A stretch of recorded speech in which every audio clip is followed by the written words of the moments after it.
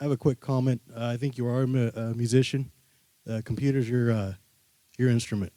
Excuse me? I think you are a musician. Your computer's your instrument. That's true. But I do have a quick question. Sure.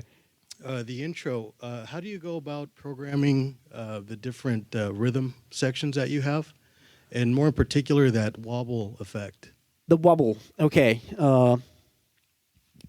Well, sadly, everything is rendered down, so I can't really show you. But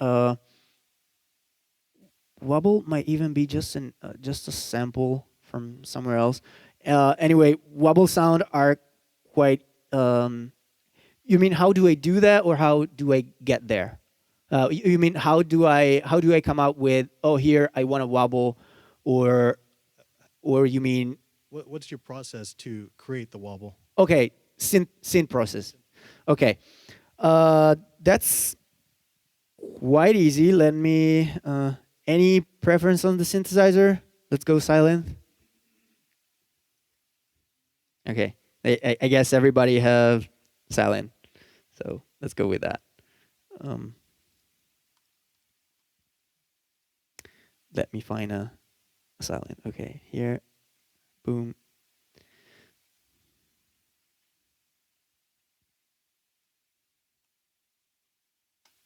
So there's the easy way, which is get some sound set and browse through all the million preset and find the one you like. Or there is the Seven Skies way of doing things, which is right and wrong. One of my resolution for 2013 was to start using presets and loops from other people as well, because it's really slowing me down. I'm to a point where I need to release music in order to have my name out there, and sometimes being really picky and always being like, oh, I want to make my own sound works, but sometimes it slows you down. So yeah, my resolution for 2013 was to start using someone else's sound as well, not just mine. But it's definitely good to know anything that you're doing. So learning synthesis, or know what is this, and know what is this, and know what is this, is always good. And if you tweak a preset and you hear there's something wrong and something that doesn't work with that preset, you still like it, but it's like, this thing is too long, it's whatever. You need to know what you have to touch in order to fix it. So learning synthesis, to me, I think it's definitely one of the best thing that you can do in music production, especially for electronic music. But back to the wobble, I'm just gonna do it's not gonna sound the same, I hope you don't mind, but I'm just gonna quickly show you how it's done. So we just have simple so.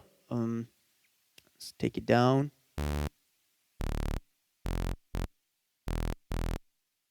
All right. The wobble usually is, what gives the wobble is the filter. So it's this. Of course, there's distortion and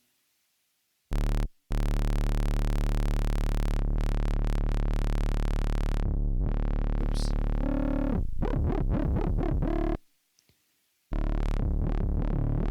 Basically, really quickly, what the where the wobble come from? It's the cutoff. Cutoff, if you're familiar with it, this is a low pass filter. Basically, it will kill every frequency that is above this amount of hertz.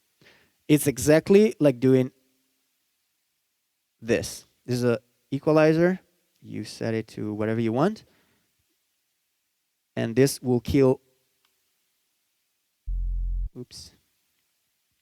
All right.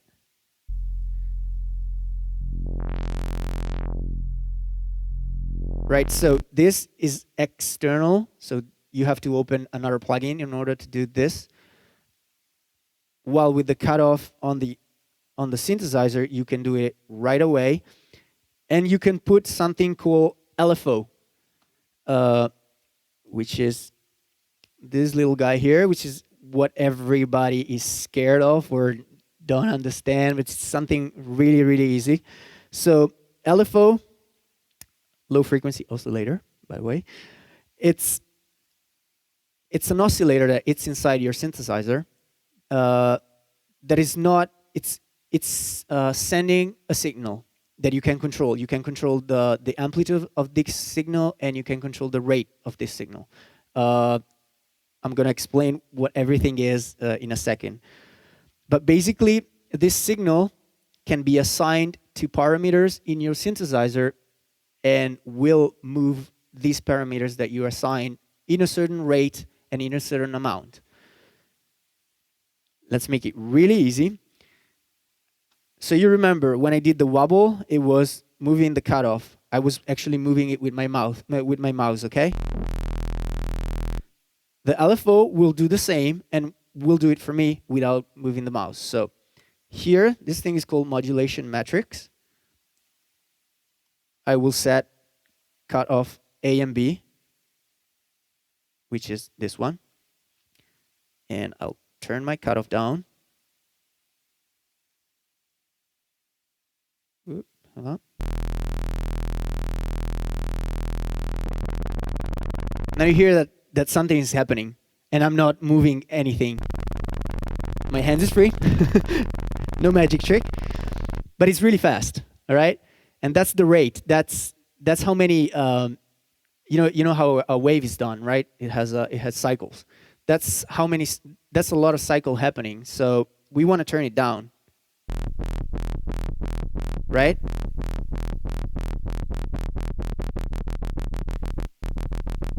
Now it's wobbling. It's definitely not the same sound because I'm being really quick on explaining you this.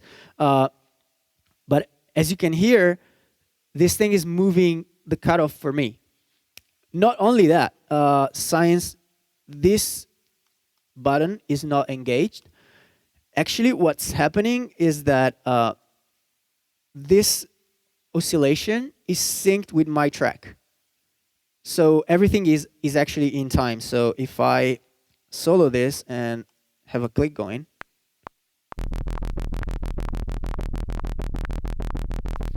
well, actually, let me just put it here so you can hear it better. So it's actually on beat.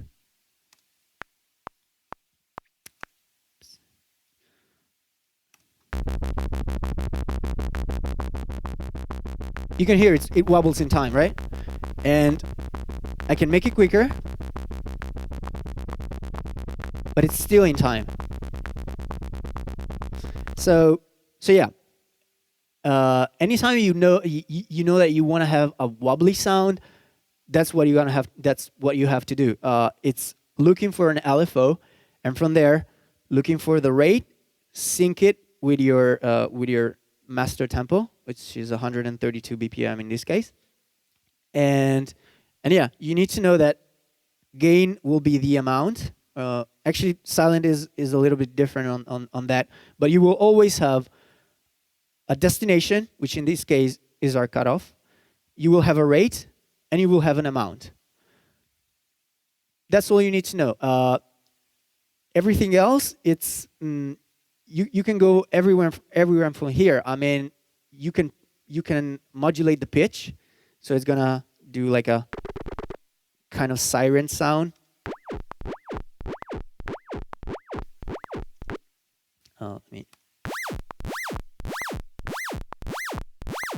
Or it's gonna pan left and right. It's gonna you can pretty much assign everything, everything that you see here.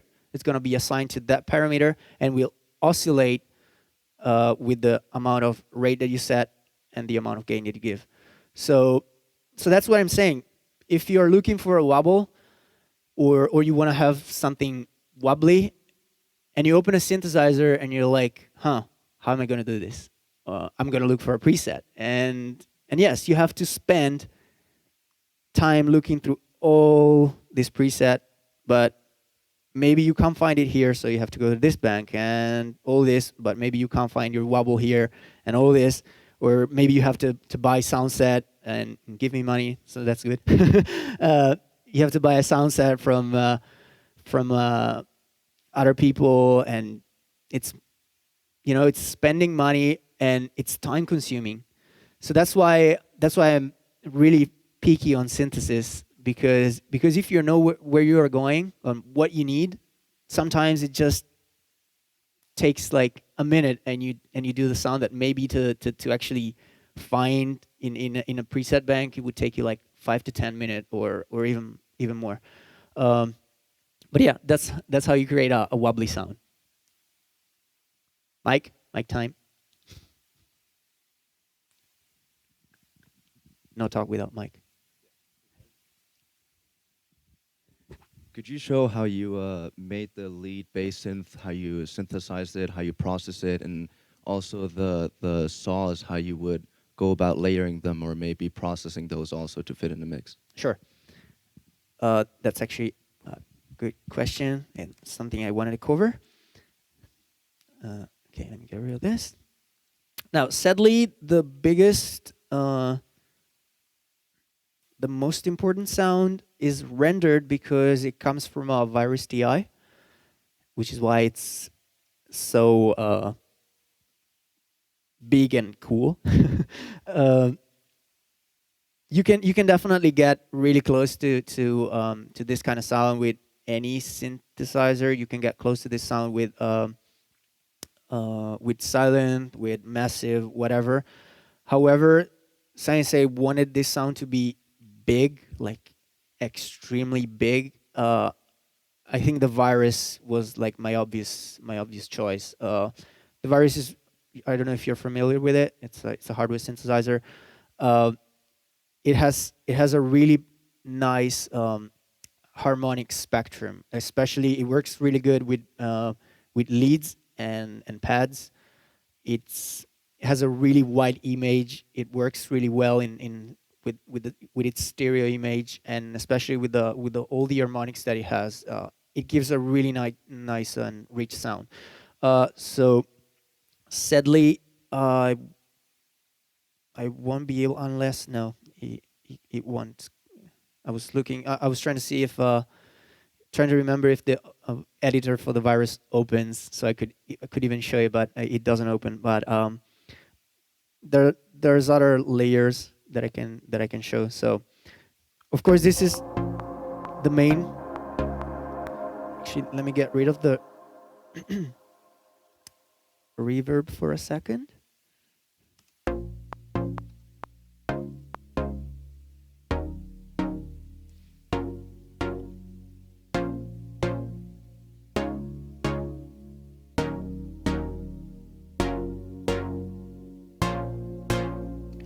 So yeah, again, I don't have the virus here, but I can tell you it's definitely detune and unison. So what's happening here is I can show you with silent because it happens the same thing, hopefully. Yes. There's an automation on the cutoff. It's the same thing that we saw earlier. Here, of course, we don't have. Yes, we do have a little bit of LFO on the cutoff, but it's just making the sound a little bit dirtier. That's another way of using the LFO. You can make the sound a little dirty. But yeah, there's the filter that's lowered, so you only have low frequencies, and slowly you bring the whole high frequencies in, so that you have basically make your track grow. That's pretty much one of the most important things, especially in electronic dance music. You probably heard like opening cutoff everywhere. In every track there's always some cutoff that opens and closes, because it's really the quicker and best way to give the sound some organic kind of growth in your track.